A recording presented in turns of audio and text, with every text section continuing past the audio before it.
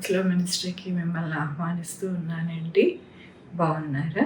మీ అందరికీ కూడా happy Easter అండి.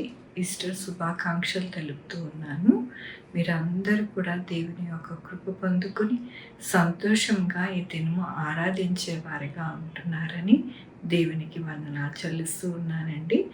ఈరోజు ఆరాధన వర్తమానము చూసుకుందాము. మనము ప్రార్థన చేసుకుందాం దాని కొరకు. యెహోవా దేవా, నా తండ్రి, నా ప్రభా, మీ కృపా కనికరస్తాను బట్టి నాయన, నా తండ్రి, మూడవ దినమున లేచి నాయన మాతో నాయన మాట్లాడిన దేవుడివి నా ప్రభా, నీకు వందనాలు అయ్యా. నా తండ్రి, గొప్ప దేవుడివి నాయన. మిమ్మల్ని కలిగి ఉన్న జనులు ధన్యులు అన్నారు. అట్టి ధన్యత నాయన మాకు ఇచ్చారు. ఈ దినము ఏది బోధించాలని మీరు నాయన సంకల్పించారు. నన్ను ఒక బోరగా వాడుకొని నాయన మీరే నాయన వాక్యాన్ని నాయన మాకు బోధించమని కోరుకుంటూ నా ప్రభు, నా రక్షణ యేసుక్రీస్తు పరిశుద్ధమైన నామమున అడిగి వేడుకుంటున్నా తండ్రి, ఆమేన్. వాక్యం చూసుకుందామండి. మత్తయి సువార్త 28వ అధ్యాయము 5వ వచనం నుండి 10వ వచనం వరకు చదువుకుందామండి. దూత ఆ స్త్రీలను చూచి, మీరు భయపడకుడి, సిలువ వేయబడిన యేసును మీరు వెతుకుచున్నారని నాకు తెలియను. ఆయన ఇక్కడ లేడు. తాను చెప్పినట్టే ఆయన లేచి ఉన్నాడు. రండి, ప్రభు పడుకొని ఉన్న స్థలము చూచి త్వరగా వెళ్ళి ఆయన మృతుల్లో నుండి లేచి ఉన్నాడని ఆయన శిష్యులకి తెలియజేయడి. ఇదిగో, ఆయన గలిలయలోనికి మీకు ముందుగా వెళ్ళుచున్నాడు. అక్కడ మీరు ఆయనను చూతురు. ఇదిగో, మీతో చెప్పితినెను. వారు భయముతోనూ మహా ఆనందముతోనూ సమాధి యొద్ద నుండి త్వరగా వెళ్ళి ఆయన శిష్యులకి ఆ వర్తమానము తెలుప పరిగెత్తుచుండగా యేసు వారిని ఎదుర్కొని మీకు శుభమని చెప్పాను. వారు ఆయన యొద్దకు వచ్చి ఆయన పాదములు పట్టుకొని ఆయనను మొక్కగా, యేసు భయపడకుడి, మీరు వెళ్ళి నా సహోదరులు గలిలయకు వెళ్ళవలననియు వారు అక్కడ నన్ను చూతురనియు వారికి తెలుపుడని. దేవుని వాక్యము ఏమని సెలవిస్తూ ఉన్నది అంటే, కొంతమంది స్త్రీలు అక్కడ సమాధి దగ్గరికి వెళ్ళారు. వెళ్ళి అక్కడ చూడగా రాతి మరి దొర్లింపబడింది. అక్కడ ఒక దేవదూత ఉండి అక్కడ అంటున్నారు. ఏమంటున్నారంటే, భయపడకుడి, సిలువ వేయబడిన యేసు మీరు వెతుకుచున్నారని నాకు తెలియను అని దూత ఇక్కడ స్త్రీలతో చెప్తూ ఉన్నారు. అయితే ఆ దూత ఇక్కడ ఏమంటున్నారంటే, ఆయన ఇక్కడ లేడు, తాను చెప్పినట్టే ఆయన లేచి ఉన్నాడు. రండి, ప్రభు పడుకున్న స్థలమును చూచి అంటున్నారు. రండి, చూడండి, ఆయన పండుకొని ఉన్న స్థలమును చూడండి, ఖాళీగా ఉంది. ఆయన ఇక్కడ లేడు, ఆయన పడుకొని లేడు, ఆయన సమాధిలో లేడు, ఆయన లెగిచి ఉన్నాడు. రండి, చూడండి అని ఇక్కడ దూత ఆ యొక్క స్త్రీలతో చెప్పడం జరిగినది. దేవుడు మరి ఆయన సిలువ వేయబడకముందు ఆయన చెప్పారు, ప్రాణం పెట్టి 3వ దినమున నేను లేచెదను అని దేవుడు చెప్పారు. ఇక్కడ ఆ మాటను కూడా మనము చూద్దాం. 27 మత్తయి సువార్త 63వ వచనము చూద్దామండి. అయ్యా, ఆ వంచకుడు సజీవుడై ఉన్నప్పుడు 3 దినములైన తరువాత నేను లేచెదనని చెప్పినది మాకు జ్ఞాపకమున్నది. ఇక్కడ మరి పరిసయ్యులు, సద్దుకయ్యులు ఏమంటున్నారంటే, పిలాతు దగ్గరికి వెళ్ళి, అయ్యా, ఆయన సజీవుడుగా ఉండినప్పుడు 3వ దినమున లెగుస్తాను నేను అని చెప్పాడు, మాకు అది జ్ఞాపకం ఉంది అని చెప్తూ ఉన్నారు. ఇక్కడ దేవుడు ఆయన చెప్పినట్టే 3వ దినమున ఆయన లెగిచి ఆయన అక్కడ సమాధిలో లేరు, సమాధి ఖాళీగా ఉంది అని దూత ఆ యొక్క స్త్రీలకి బోధిస్తూ ఉంది. ఆ తర్వాత వచనం చూసుకుంటే మనము, త్వరగా వెళ్ళి ఆయన మృతుల్లో నుండి లేచి ఉన్నాడని ఆయన శిష్యులకు తెలియజేయడి. త్వరగా వెళ్ళండి మీరు, ఆయన మృతుల్లో నుండి లేచి ఉన్నాడు. ఆయన మృతుల్లో లేడు, ఆయన సజీవుడు, మృత్యుంజయుడు అని ఇక్కడ మరి దూత ప్రకటిస్తుంది. మీరు కూడా ప్రకటించాలి. వెళ్ళండి, వెళ్ళి అక్కడ శిష్యులకి చెప్పండి, ఆయన సమాధిలో లేదు. ఆయన మృత్యుంజయుడే లేచి ఆయన మరి మీకు అగుపడును, మీరు త్వరగా వెళ్ళండి అని ఇక్కడ మరి దేవదూత బోధిస్తూ ఉంది. ఇదిగో ఆయన గలిలయలోనికి మీకు ముందుగా వెళ్ళుచున్నాడు, అక్కడ మీరు ఆయనను చూదురు. ఇక్కడ మళ్ళీ ఇంకొక మాట చెప్తున్నారు. ఏమంటున్నారంటే, గలిలయలోని ఆ ప్రాంతంకి మీరు వెళ్ళండి, వెళితే గనక అక్కడ మీకు యేసయ్య కనపడతారు అని ఇక్కడ చెప్తూ ఉన్నది. ఆ తర్వాత ఏమంటున్నారంటే, ఇదిగో వారు భయముతోనూ మహా ఆనందముతోనూ సమాధి యొద్ద నుండి త్వరగా వెళ్ళి ఆయన శిష్యులకు ఆ వర్తమానము తెలుప పరిగెత్తుచుండగా, ఇక్కడ వాళ్ళు దూత చెప్పిన ఆ మాటను బట్టి ఆ యొక్క స్త్రీలు మరి పరిగెత్తుకుంటూ శిష్యులకి చెప్పాలని వెళ్ళుచూ ఉండగా అక్కడ ఏం జరిగింది అని అంటే, యేసు వారిని ఎదుర్కొని మీకు శుభమని చెప్పాను. యేసయ్య వారిని ఎదుర్కొన్నారు, వారికి మరి ఎదురుపడ్డారు. ఎదురుపడి మీకు శుభము. ఎందుకు ఈ శుభము? దేనికి శుభము అంటే, దేవుడు లేచెను, సమాధిలో లేడు ఆయన. ఆయన సజీవుడు, సజీవముగా మనతో జీవించే దేవుడు కాబట్టి మనకి శుభము. చనిపోతే ఎవరైనా శుభం అంటారండి? అనరు కదా. బ్రతికి ఉండి మంచిగా ఒక బిడ్డ కనుక పుడితే కనుక ఏమంటారు? ఎంత శుభ గడియలలో పుట్టాడు అంటారు కదా. అలాగా ఇక్కడ దేవుడు ఏమంటున్నారంటే, మీకు శుభము. ఎందుకు ఆ శుభము అంటే, మనకి మంచి జరుగుద్ది, మన జీవితాలకి మేలు జరుగుద్ది, మనకి ఆదరణ దొరుకుద్ది, మనతో దేవుడు సహవాసం చేస్తారు, మనతో మాట్లాడతారు, మనతో ఆయన నివాసం ఉంటారు. అందుకని మనకి శుభమని యేసయ్య పలుకుతూ ఉన్నారు. ఆ తర్వాత ఏమంటున్నారు అంటే, మీకు శుభమని చెప్పాను. వారు ఆయన యొద్దకు వచ్చి ఆయన పాదములు పట్టుకొని ఆయనకు మ్రొక్కగా, ఆయన చెప్పగానే వారికి సంతోషం వేసి ఆయన పాదాలకి మ్రొక్కారంట. అయ్యా, మళ్ళీ సజీవంగా మా మధ్యకి మీరు వచ్చారు అని సంతోషంగా ఆయన పాదాలకి మ్రొక్కడం అనేది జరిగింది. ఆ తర్వాత చూసుకుంటే, యేసు భయపడకుడి, మీరు వెళ్ళి నా సహోదరులు గలీలకు వెళ్ళవాలనియు వారు అక్కడ నన్ను చూతురనియు వారికి తెలుపుడి అని తెలుపుడి వారికి. నేను లెగిచాను, గలీలలోనికి వారు కూడా వస్తే నన్ను వారు చూస్తారు అని వారికి చెప్పండి, భయపడనక్కర్లేదు అని యేసయ్య చెప్తున్నారు. సరే, ఆనాడు దేవుడు వారితో మాట్లాడాడు. మరి మనకి ఈనాడు మాట్లాడుతున్నారా? యేసయ్య మనతో ఉన్నారా అంటే, ఒక సిస్టరు సాక్ష్యం ఇస్తుంది. ఏమని సాక్ష్యం ఇస్తుంది అంటే, వారు అన్యజనులు, వారి యొక్క భర్త కొన్ని విషయాలను బట్టి ఆ యొక్క అంటారు కదా మరి గడ్డి మందు అని, ఆ గడ్డి మందు తాగేశాడంటండి. ఆయన తాగకముందే అప్పటికే ఒక 3 దినములు సరిగ్గా తినక తాగి ఆ గడ్డి మందు తాగేసరికి పేగులకి బాగా పట్టేసిందంట. పట్టేసరికి ఆ 3 డాక్టర్లు వచ్చి మా వల్ల కాదు, తనంతటి తానే మరి ఆ యొక్క వాంతులైతే కనుక మరి కొంచెమైనా హోప్ ఉంటుంది, బ్రతికే హోప్. కానీ నాకు ఏమీ లేదు, స్పృహ కోల్పోయి అట్లా చప్పకట్లా పడి ఉన్నాడు కాబట్టి మేము ఏమీ చేయలేము, అది పేగులకి పట్టేసిందని చెప్పేసి వారు కూడా వెళ్ళిపోయారు. చుట్టాలు, బంధువులు, అలాగే తెలిసిన వారు అందరూ వచ్చారు. కొంత సమయం ఉండి వెళ్ళిపోయారు. ఇక రాత్రి అయింది. రాత్రి అయితే ఆమె ఏడుస్తూ ఉంది, ఒక్కతే ఉంది. ఆయన తల దగ్గర తల పెట్టుకొని ఏడుస్తూ ఉంది.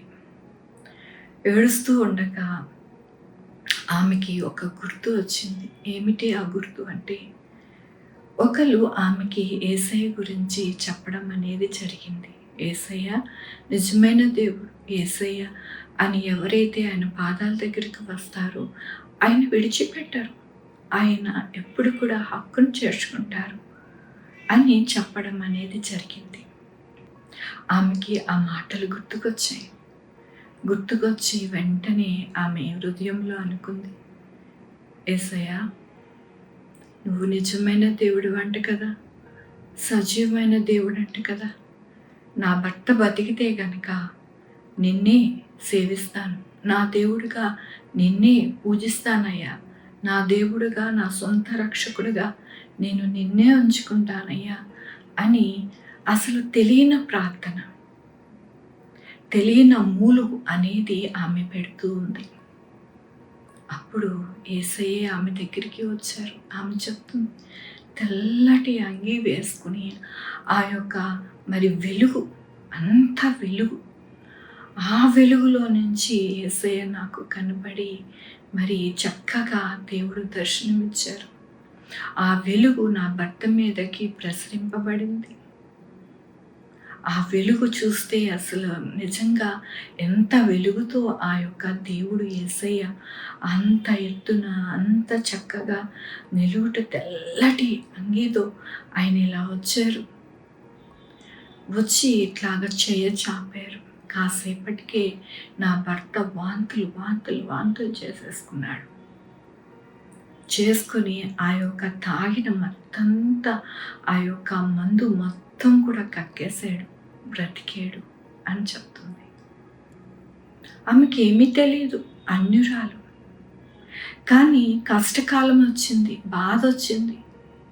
ఎవరో చెప్పారు ఆమెకి, యేసయ్య నిజమైన దేవుడు, రక్షకుడు, మనతో జీవించే దేవుడు అని చెప్పిన మాట గుర్తుకొచ్చి ఆమె వెంటనే ప్రార్థించింది. తెలియని ప్రార్థన, రాని ప్రార్థన.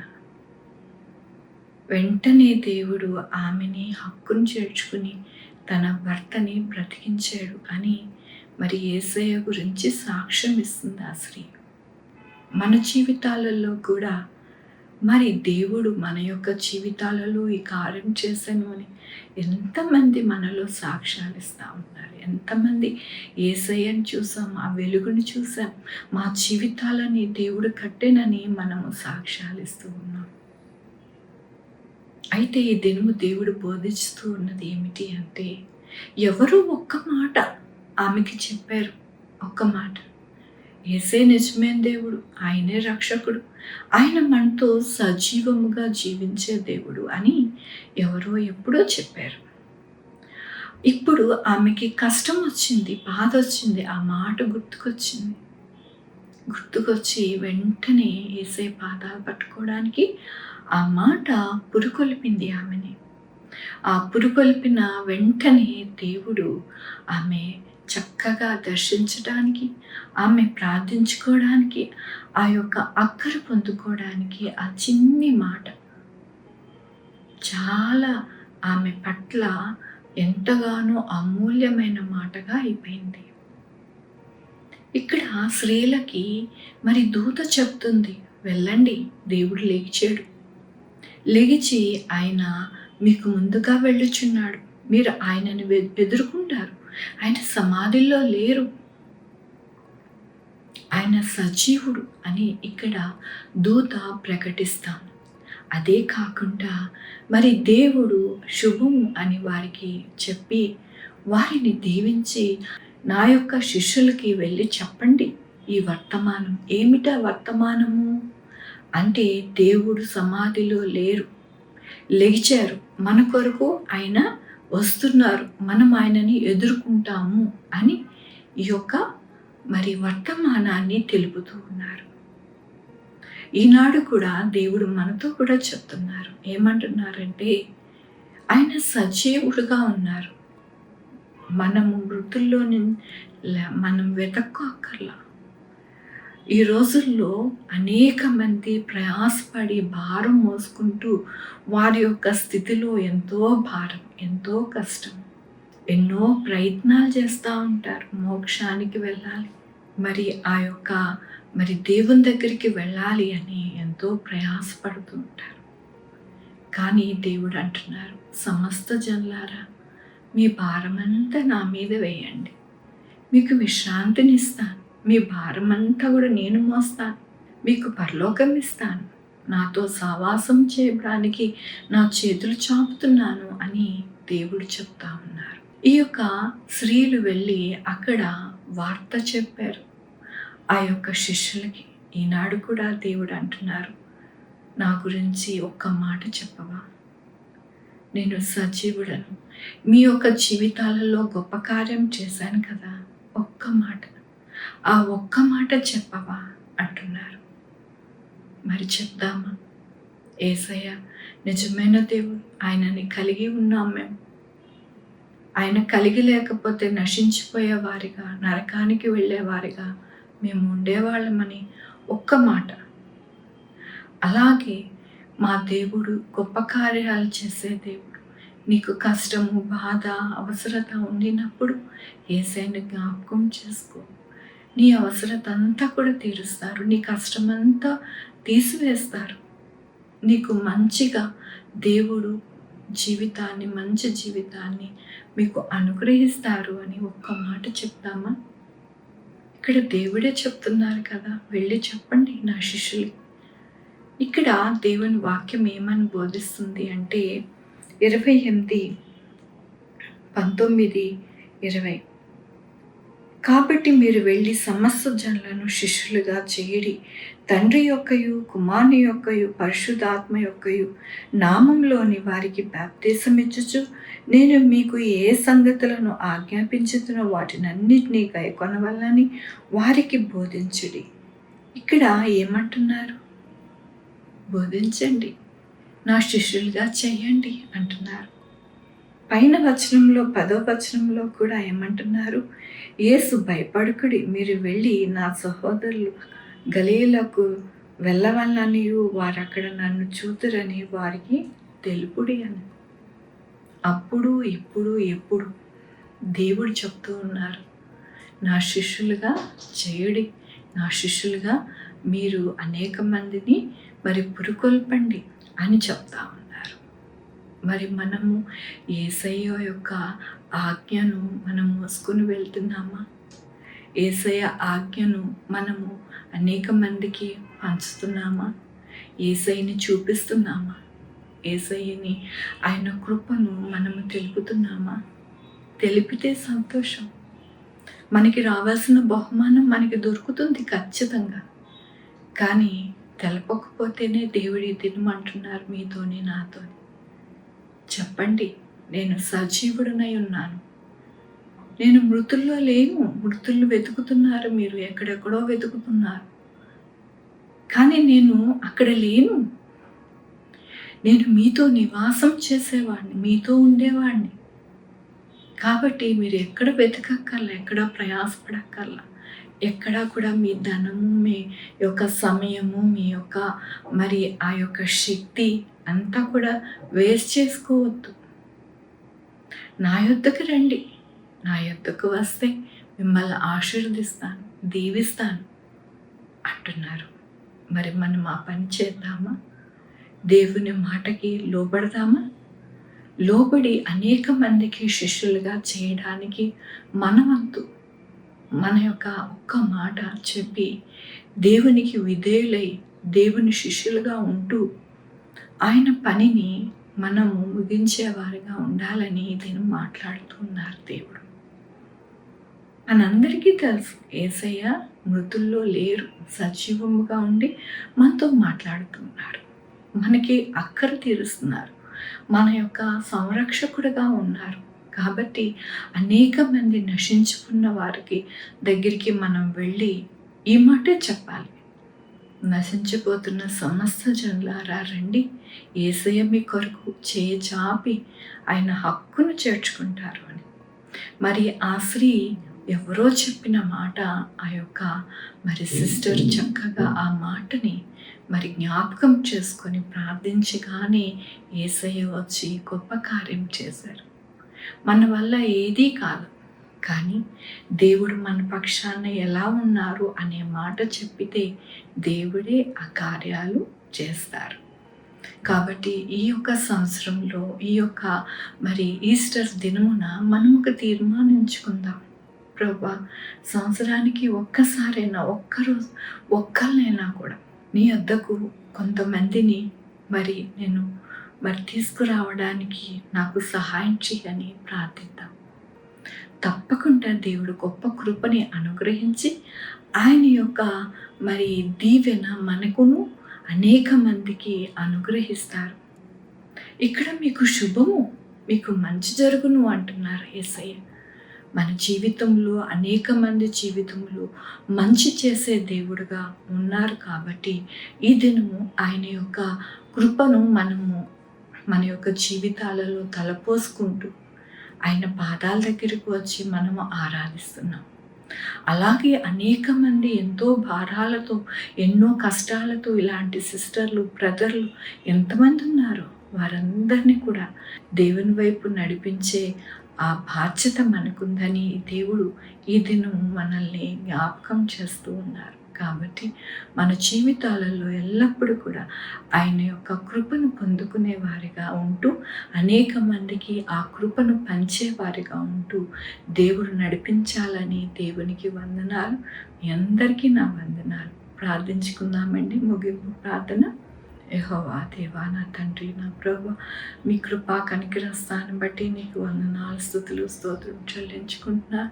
అయ్యా నాయనా, నా తండ్రి, మా యొక్క జీవితాలలో గొప్ప కార్యాలు చేసే దేవుడివి నాయన. అనేక మంది జీవితాలలో కూడా చేసే దేవుడు అని నాయన నమ్ముతూ నాయన విన్న ప్రతి ఒక్కరూ వారి హృదయాన్ని మీకు ఇస్తూ మేము తప్పకుండా మీ యొక్క శిష్యులుగా ఉంటాము, అనేక మందికి తెలుపుతామని ఎవరైతే అనుకుంటున్నారో వారందరినీ దీవించండి, ఆశీర్వదించమని కోరుకుంటూ నా ప్రభు, నా రక్షణ యేసుక్రీస్తు పరిశుద్ధమైన నామమున అడిగి వేడుకొంచున్నాను తండ్రి. ఆమె తండ్రి, కుమార, పరిశుద్ధాత్మ సదాకాలము మనందరికీ తోడై ఉండును గాక.